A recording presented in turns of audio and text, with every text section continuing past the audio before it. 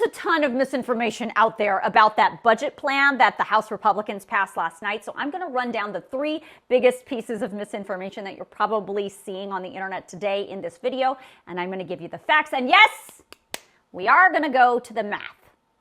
But first and foremost, anyone who tells you what exactly is being cut or what tax breaks you're going to get as a result of this budget resolution has no idea how this process works. No one knows exactly how Republicans are going to accomplish the goals they outlined in the budget resolution that was passed in the House last night.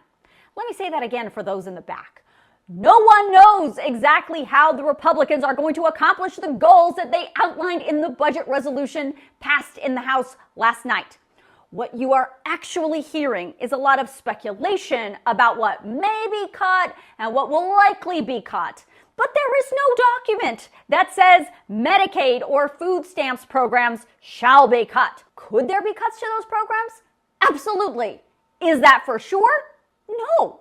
And on the flip side, there's also no document that says no tax on tips, no tax on overtime, or no tax on Social Security shall be included. Could they be included? Maybe. Is any of that for sure? Absolutely not. So let's get all that clear right from the beginning. Number 2, the thing that passed in the House last night is not a spending bill. It's not even a law.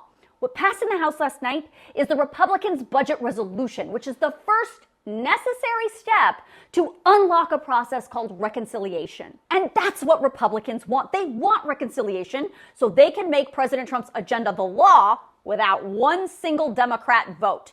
They're going to do this on their own. Now, this is not unusual. It has happened before, but it's always controversial.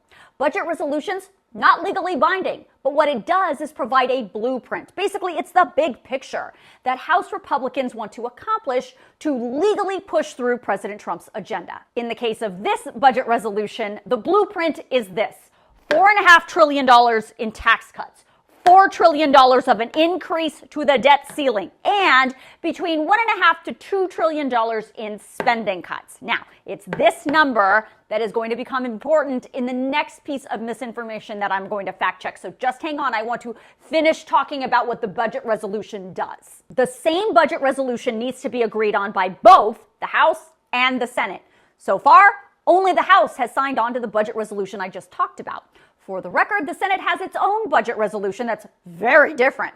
So both chambers are going to have to come to some sort of agreement on one budget resolution. And once that happens, each chamber will craft spending bills. Those spending bills get voted on, and that's what ends up becoming the law. Those spending bills meet the goals outlined in the budget resolution, reconciling the blueprint with how they're going to make it happen. And that whole thing is called the reconciliation process. Now, here's the thing about reconciliation. While there is a limit to the types of provisions that can be passed through reconciliation, once it clears that hurdle, the bill does not require 60 votes in the Senate. It just requires a simple majority, like the House. And that becomes very appealing to Senate Republicans because they have 53 members.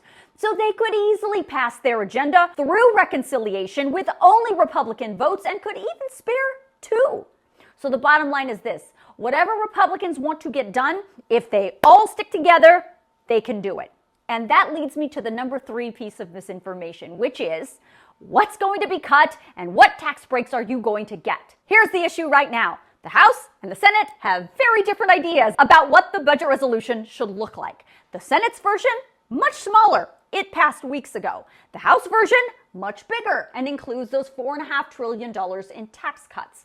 That is not included in the Senate version, and neither is the increase of $4 trillion to the debt ceiling. And here's the issue with the tax cut line item in the budget resolution. Remember, $4.5 trillion in tax cuts is what they're expecting. President Trump made a lot of promises when it came to taxes on the campaign trail. Of course, he wants to extend his 2017 tax cuts, which are set to expire this year, but he also promised things like no tax on tips, on Social Security, or on overtime.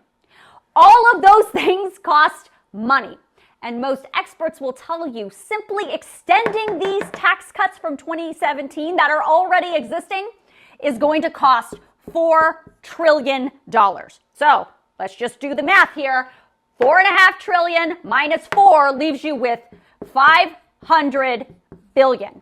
500 billion is not enough to cover those things. These things are going to cost more than $500 billion. Now, could maybe one of these things be included in this final spending bill? Maybe.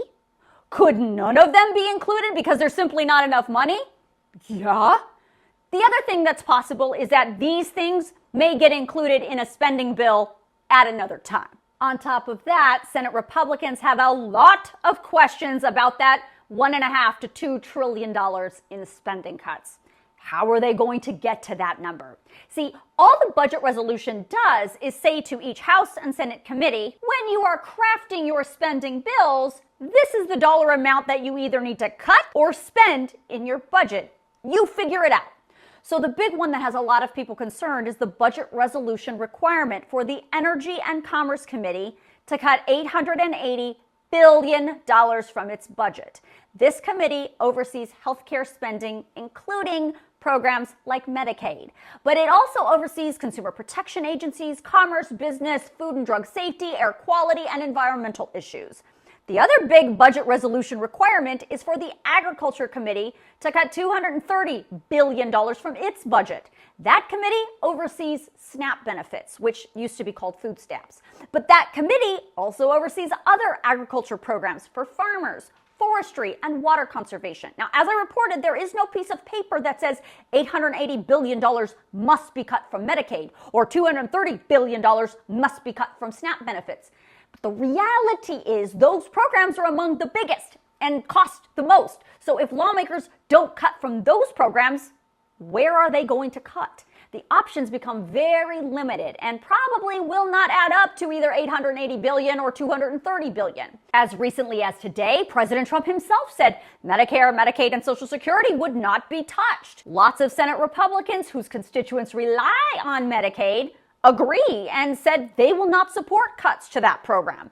But it's unclear how those things cannot be touched and have more than $1 trillion be cut. Those two things can't be true at the same time. Something's going to have to go. What that is, how Republicans figure it out, we're going to have to wait and see.